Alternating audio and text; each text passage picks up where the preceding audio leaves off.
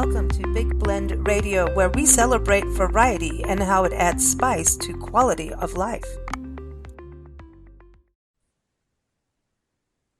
So welcome to the Big Daily Blend, everybody. Today is January 25th, 2024, and that means it's National Florida Day. So pour yourself a glass of orange juice, or if you really want to celebrate the day, I say start with a mimosa. I'm just saying. But in Florida, you might even get a bushwhacker. Who knows? Florida is just one of those amazing, amazing states. Nancy and I love it.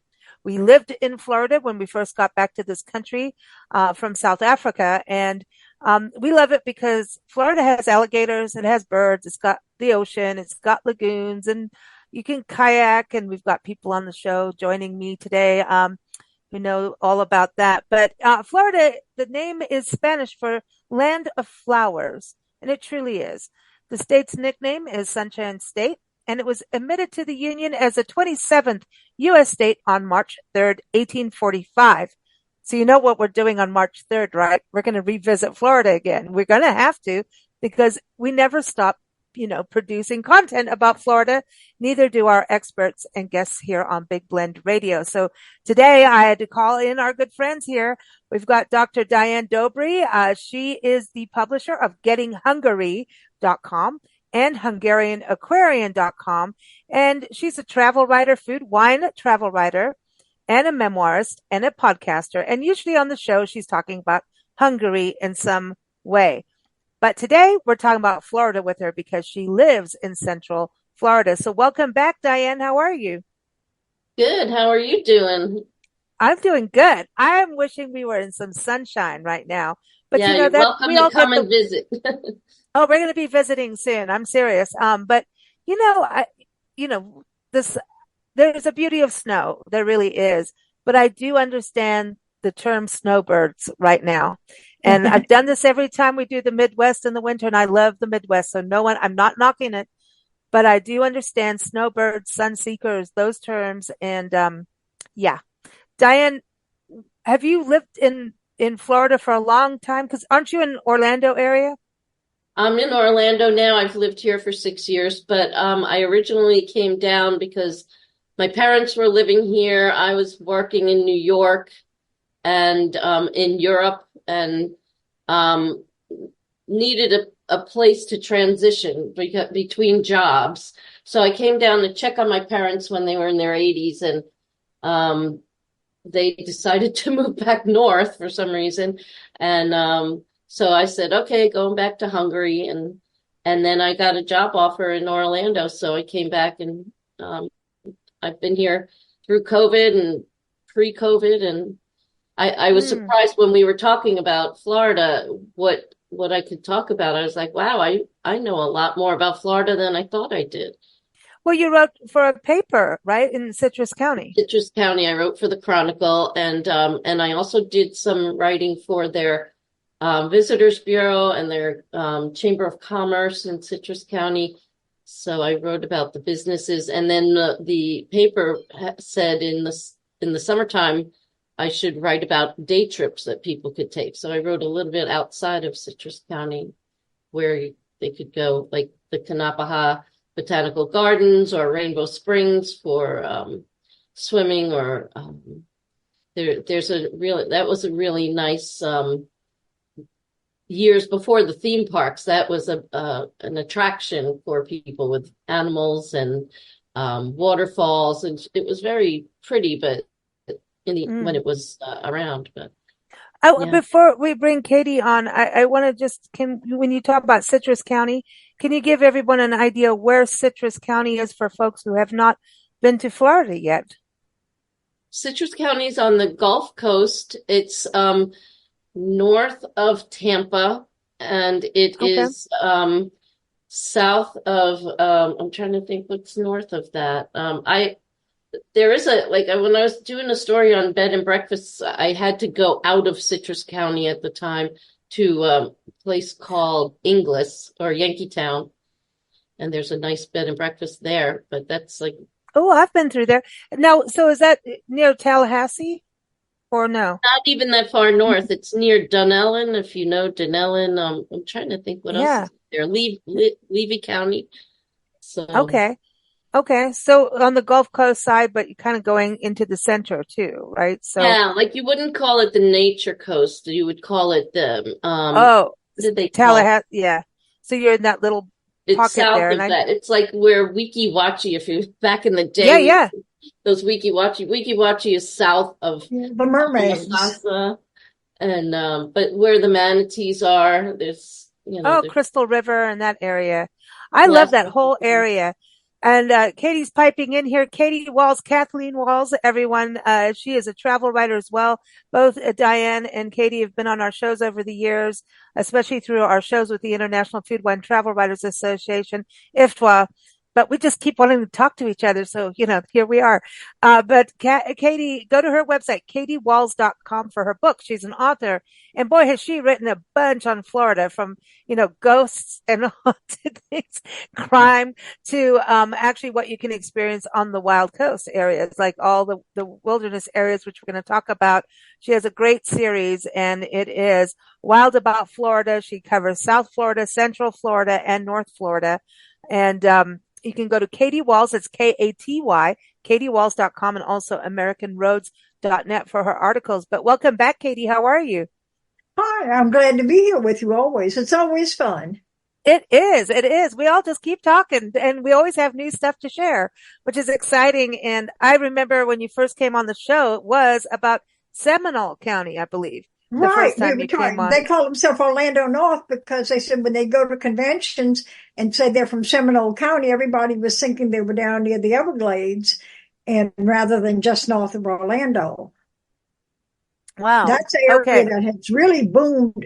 At one time, there was hardly anything there, and now there's the zoo's been there all the time. There's a steamboat, a showboat that goes out, breweries, all sorts of breweries. There's a ghost tour. And Wekiva Springs Island, which is like a private resort. It's not private, but they only allow so many people, so you won't be overcrowded when you go there. And they have kayaking and swimming and canoeing and different restaurants, and it's just a good fun place. I love Florida because it just has this kind of like everybody gets to be who they are, which There's so we much don't want to. variety. That's why Yeah. the 3 different books, because when you're thinking Pensacola area and the Panhandle, it's a whole different world than when you get down into the Everglades and even the wildlife, which I featured a lot in the book. When you get up in the Panhandle, one of the fantastic places there is in Washington County. It's a Seacrest Wolf Reserve, where you can actually go in with they've been socialized. They're not domesticated. They are still wild wolves, but they're used to people. And it was kind of weird going in there, and the wolves kind of put their nose right up to your face. And you pet them, and they feel different than a dog. You're just conscious that this is not a big dog I'm with. But you know they what? don't We have attack. our friends just went there. Our friends who have the bed and breakfast up in Asheville, the Lion and the Rose, right? And they're big Mhm. animal people. They just went there, and it just dawned on me that's why I knew about it from you It's an talking about it. amazing place, and not too many people Yeah. do know about it. Right. And they said that, you couldn't see all the wolves, because it's the same thing in Julian, California is where the Wolf Center is. And you really had to get down and, it's not a zoo, this is different. And, They have it's conservation. even for elephants and llamas here. I mean, there's a lot of different animals in Florida that like different places you can go see them. Right. Yeah, there's rescues, and that's, I think, the thing. And all I can say is our friend, apparently one wolf just didn't care about everybody else, but wanted to just keep licking his face. So I'm just saying, I don't know what he did. Like, what's on your face? What did you eat for breakfast? But that wolf wanted to lick his face and did. They want to. They did. They licked you too. You guys must have had breakfast at It's the a same sort of a spot. ritual, or getting acquainted, like dogs sniff at one anot's butts. Yeah, They yeah. lick your Well, they faces. sniff at humans too. And they're very social animals. They have their leader, the leader of the pack, and everybody recognizes that this one's a leader, and the other ones follow his footsteps, what he wants them to do. And Well, like you get down into the Everglades, and that's the only place in the United States where you'll find crocodiles. I actually got a exactly. picture of one. Actually, I got a Mm. picture of two different ones out there. The Everglades to me is probably that is the park I've probably shared with both of you. But that is how we started our Love Your Parks tour going on the road. It was because Hmm. of a trip to the Everglades. And I don't know, we were at this conference doing a podcast on gardening at a gardening expo. And and they said, oh, we'll fly you in and everything. And Nancy and I are like, you ain't flying us in. We're taking a road trip. What? Yeah, you can take care of our hotel rooms. We're going on a road trip. And the country was at a different space. This is 2008. Everything had things were not good in the country. Mm. And we just realized like this is one thing we have that is cost effective is our parks and public lands for families to go Hmm. to. And we aren't, our whole thing is to connect the communities to the parks and for the visitors to have, it's responsible tourism, right? So we have a light footprint and we just we saw a lot of things on our way we drove from Tucson, to there and back and took different routes. And, Florida was our old stomping grounds too. So it was cool. And we just looked at each other and we are like, we need to, we've done all these shows on parks and issues because parks are facing drilling, oil, all kinds of stuff, mining, fracking, you name it. And we've been doing all these shows, beating your head against the wall. But until you actually go in the communities, you're just beating your head against the wall. And the reality is Florida has some of the most amazing natural wonders. I do feel like the whole Florida, Mississippi, Alabama, and all of that, Louisiana, I feel like we're back in Africa because you have bayous. I know you don't call them that in Florida, but you do. And Well, you in have Louisiana, you've got the bayous. yeah, the bayous. That's where our first kayaking thing in this Yeah. country was bayous. And yeah, that was smart. Yeah, with the snakes and stuff and gators. Heck yeah, why not? But that's the thing. You have everything, for birders, this is like a paradise. Oh, The yeah. flowers and the plants that when they call it the land of flowers, I get it. I mean, we saw bromeliads and trees in the Everglades in January in bloom. Like what?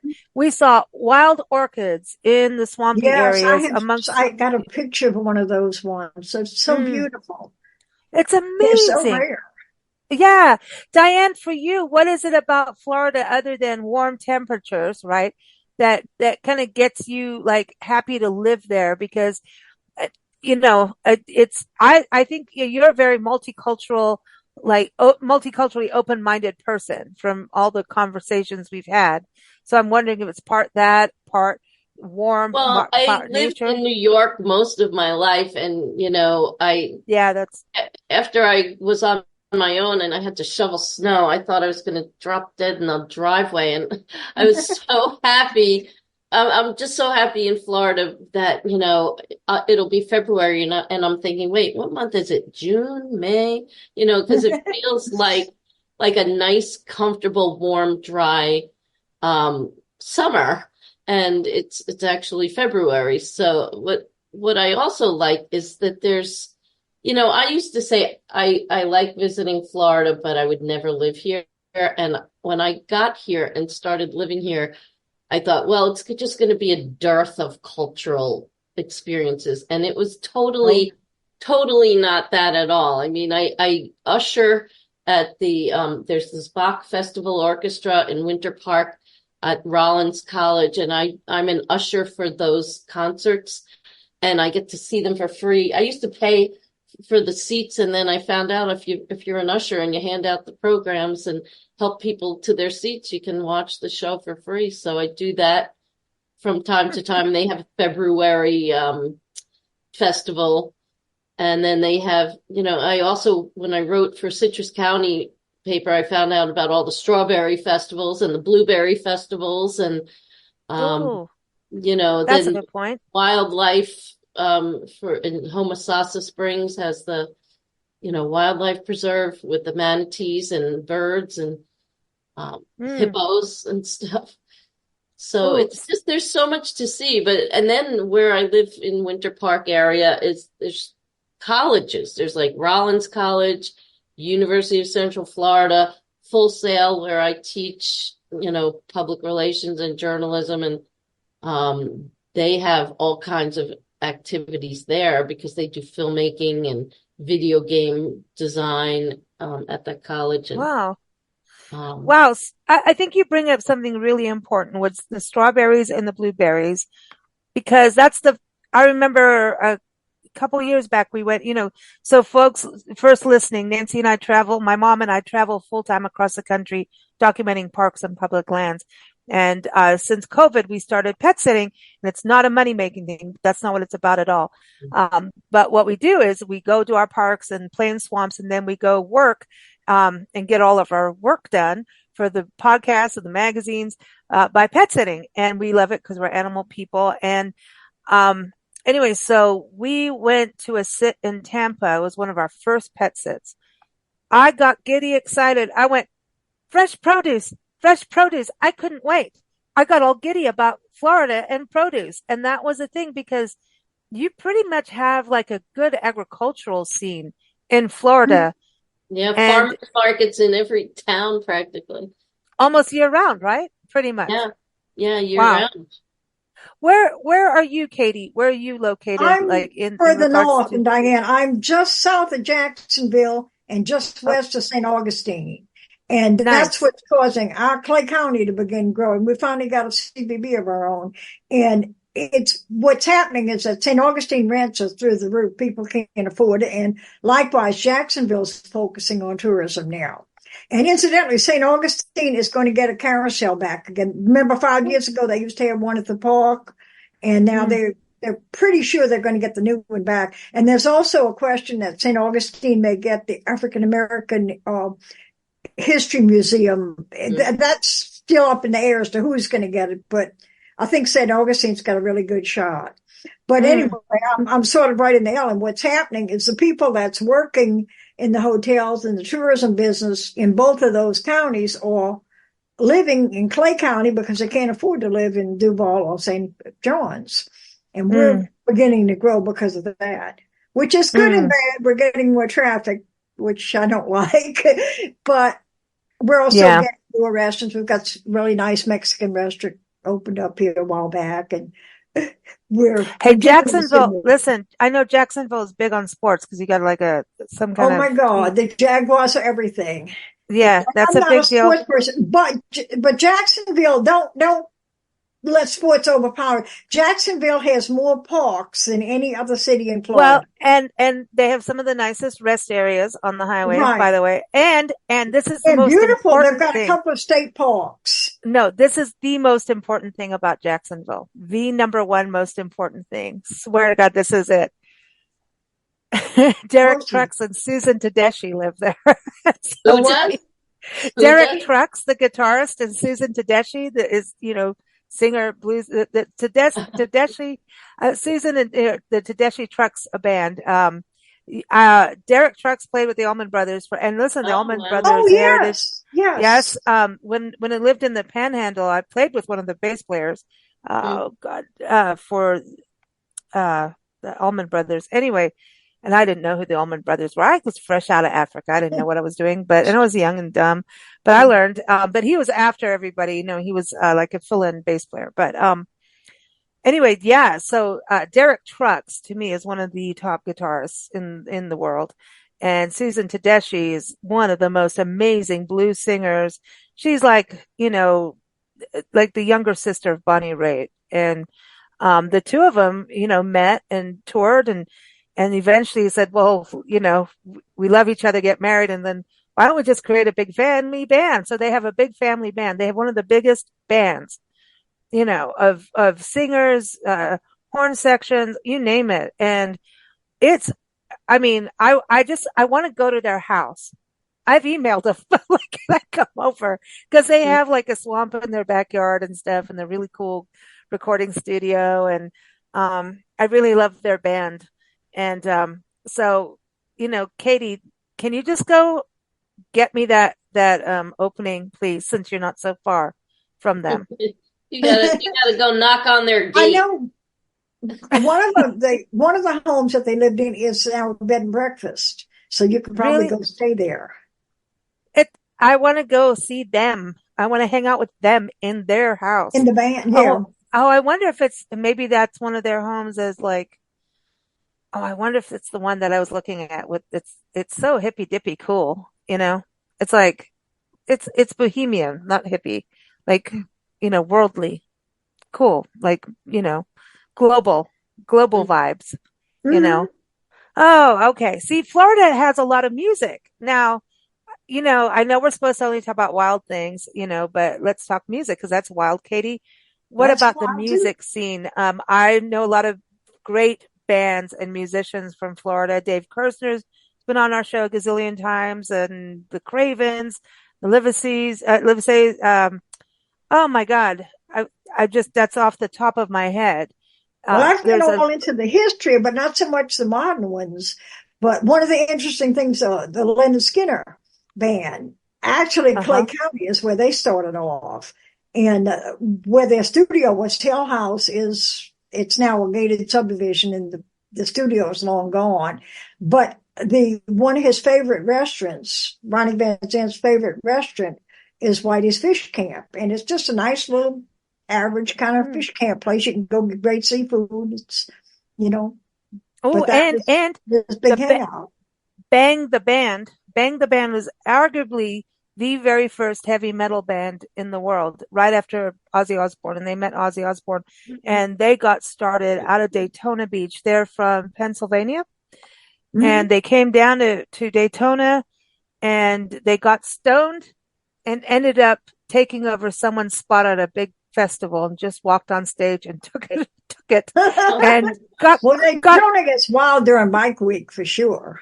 it was something around that time frame. I mean, we were talking the 70s, and then, oh my gosh, there's so much history of musicians that have been through. Florida's got, I think, more live music. And where you are, Diane, Orlando, I mean, I don't think when we lived in Florida, and I don't think there was any night that you could not find live music in Florida anywhere but Oh Orlando. yeah, all of the Well, time. I'm really not into the music scene here, but I have a friend, the woman who was my reference for getting my job. She and I were in junior high school together up in Long Island, and she kept telling how she had this job here, and I kept saying, "Can you be my reference so I can get a job?" Well, she was married to a musician, they ended up having a very amicable divorce, but she married a guy from his band who's like 20 years younger than him.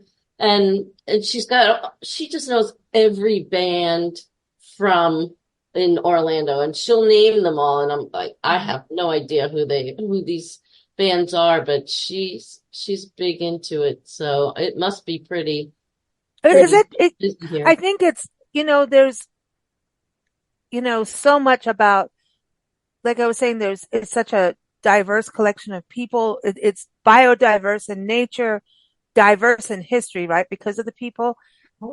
And so there's all these venues. I mean, I remember going Yeah. out and having cocktails out on the river, St. John's River. When we first got here, we lived out in Port St. Lucie, and we Uh-huh. lived Recently there. the Indian River, not St. John's, excuse me, the Indian Mm-hmm. River. We lived right on the river, and we went out. It was like we had just been in the country for a week, got a place to live, jobs, all of it. And down the street, no kidding, from where we lived, we walked. And you remember Sam and Dave, the R&B band, Sam and I Dave? know the name, yeah. They sound familiar. I couldn't tell you what they did, but Hold the name on, sounds I'm familiar. coming. The Soul Man, Okay. the Yep. Soul Man, right?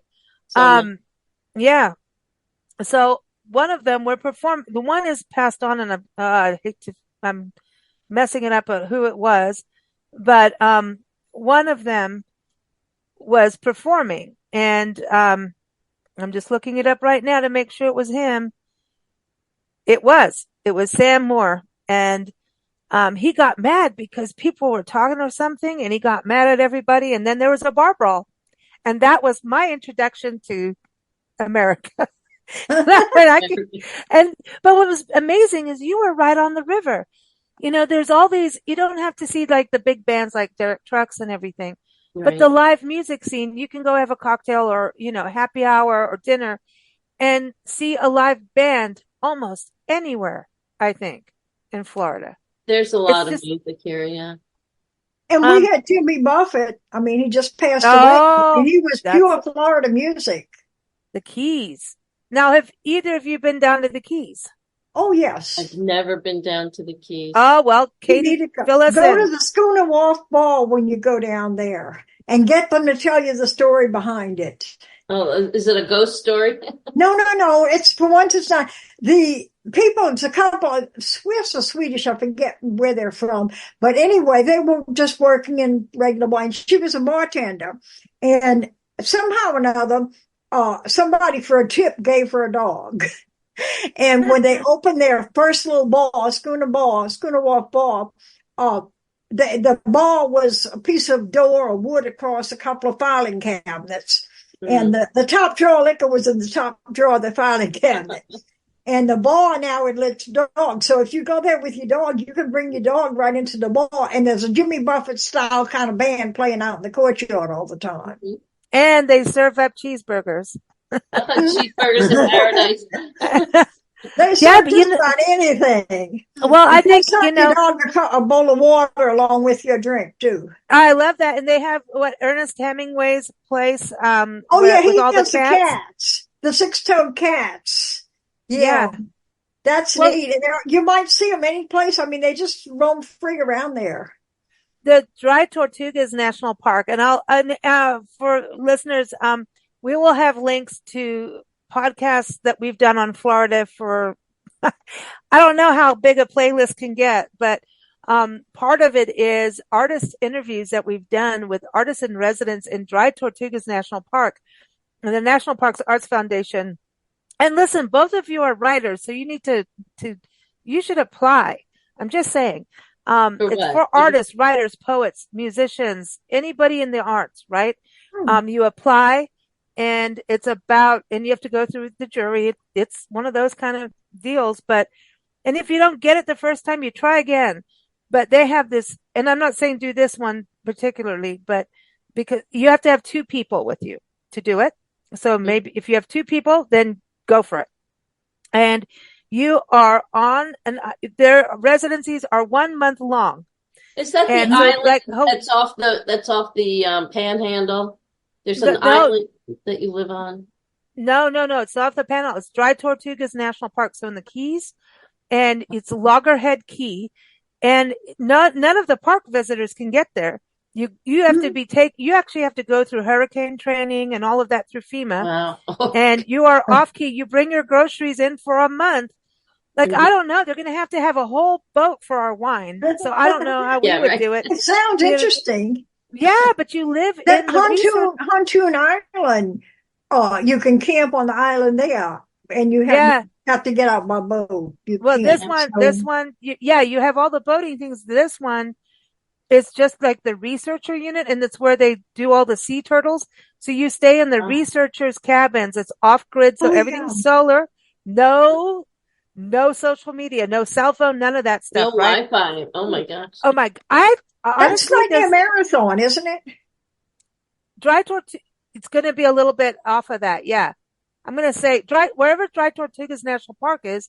You go marathon. I think is the one that has the sea turtle refuge. This is Dry Tortugas National Park, but it's where the artists in residence go and live off grid for a month and photograph, film, write, do whatever they do. And the interviews are so fascinating because some have been through hurricanes, some have been through, the baby sea turtles coming in, but it's where the public are not allowed. And you get to be there as a creative person to be part of this, which I think, it's a way of showing the world, because you can't have everybody trample everything in the world. You can't, and this is this unique way of taking the park outside the park into people's lives. And so, and Dry Tortugas, I want to go, and apparently Fort Jefferson at the park, is haunted. and has scorpions. I don't know, but I've just heard that it's haunted. If the So ghosts don't get you, the scorpions will. well, I have to go to the ghost because, I wasn't going to, but we're going to do that in fall, right? We're going to do more. But Yeah. since Katie has written so many books, so everybody, number one, Wild About Florida. She's got the 3 areas of Florida covered, but Katie's written so many books. And also you, Diane, with your podcast, everyone can go there to HungarianAquarian.com. And I know you've interviewed Katie before, but let's go into one kind of haunted thing or anything like that. Diane, do you have any experience of anything haunted in Florida? Then I want to go to Katie because I know she's that could be a whole other podcast, but. Well, I wrote an article for the paper for the Citrus County Chronicle about haunted citrus. I kept bugging them, like, can I write about it? Can I write about it?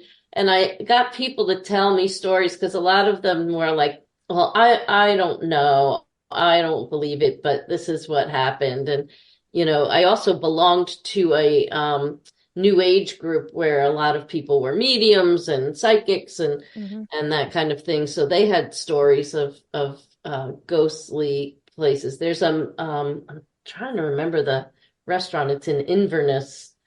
I keep thinking it's McCoy's, but I don't know if that's the name of it. But that's haunted.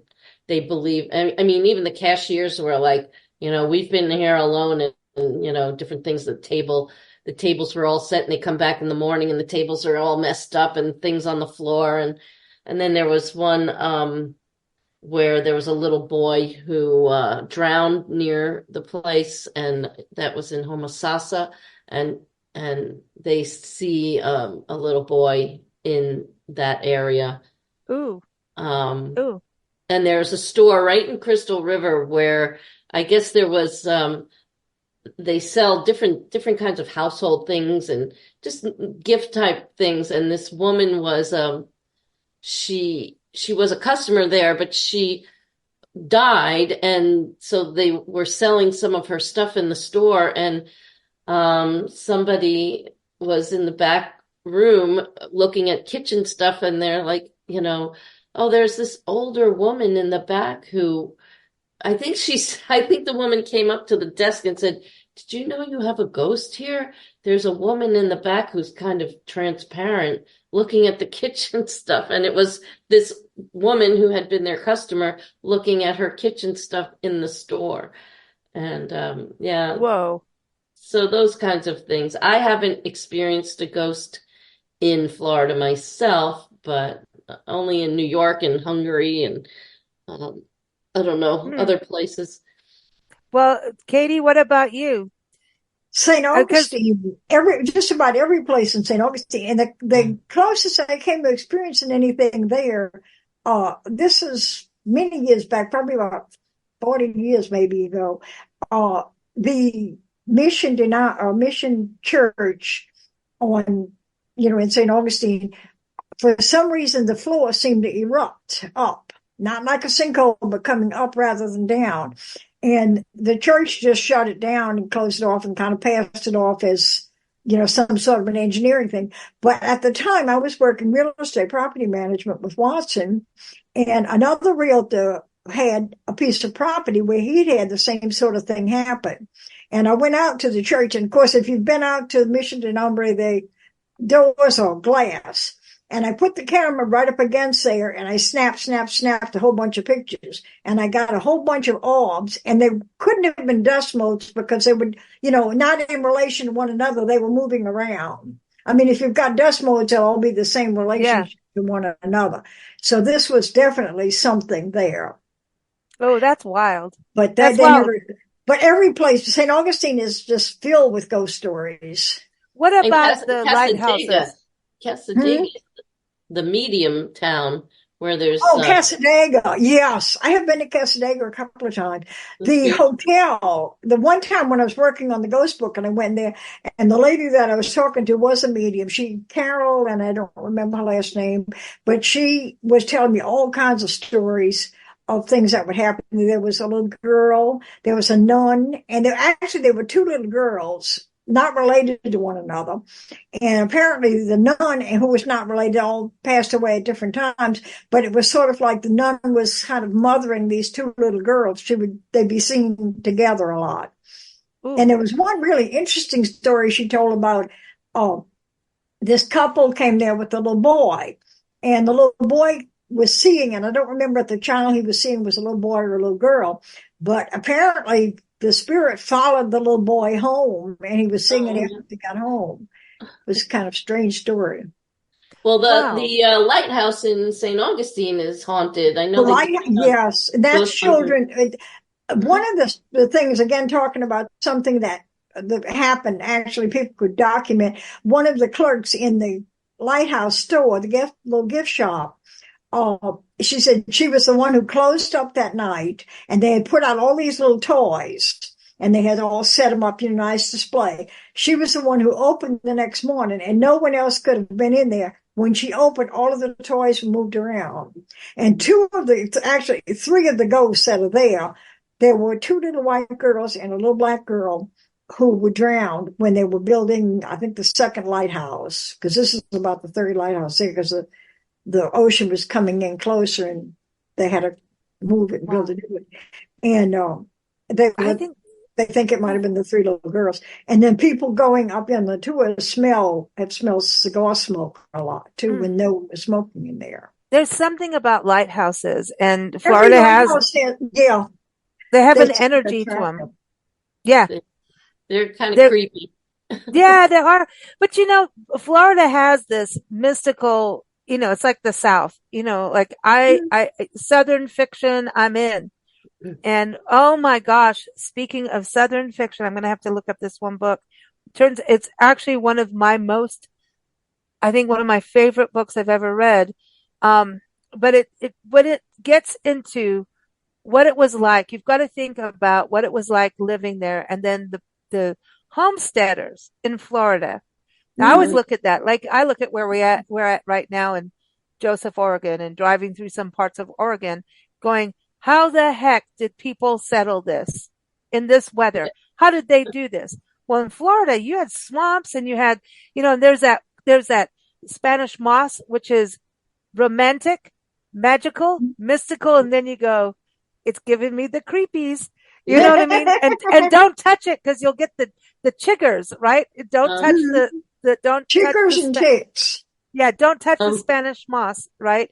But there's something about it that gives you that mystical, like, I don't know. It's even hiking through there. It's a huge. It attracts me so much. I don't know if it's just so much like Africa for me, but when hiking, like in places like St. Mark's Wildlife Refuge, Merritt Island, there's open areas, and all of a sudden you're in a forest. And that's where I think people don't realize that Florida has these swampy areas, these beautiful beaches, but they have like different kinds of vegetation. Like they have forest, and then there's forest. Like Cape Canaveral, National Seashore is a good idea. Mm-hmm.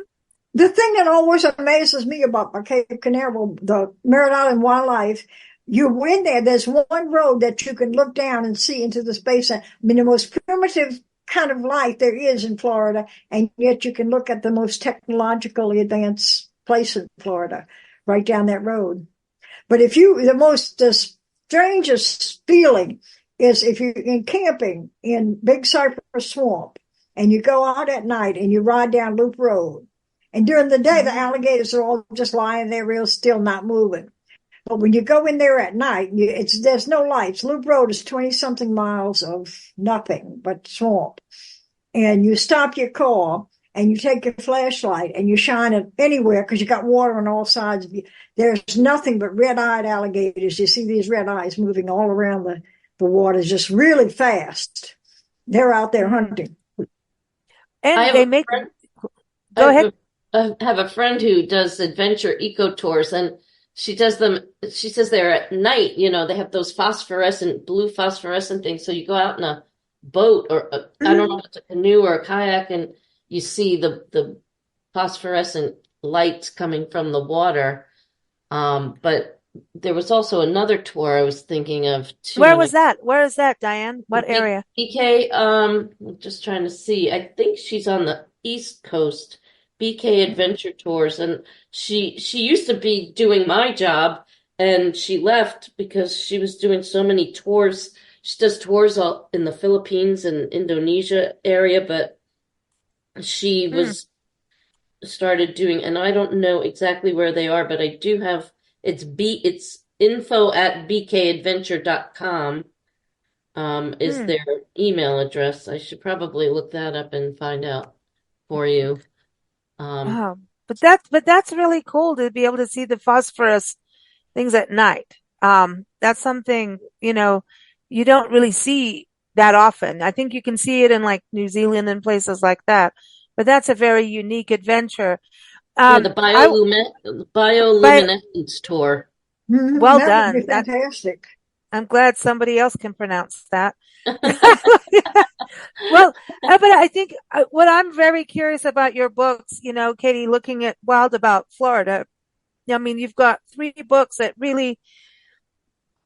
you really cover it, what And people I can divided experience. it into the 3 because as I said, when you get down in the Everglades area, that's a whole completely different world than when you're up there in the In the Panhandle. north.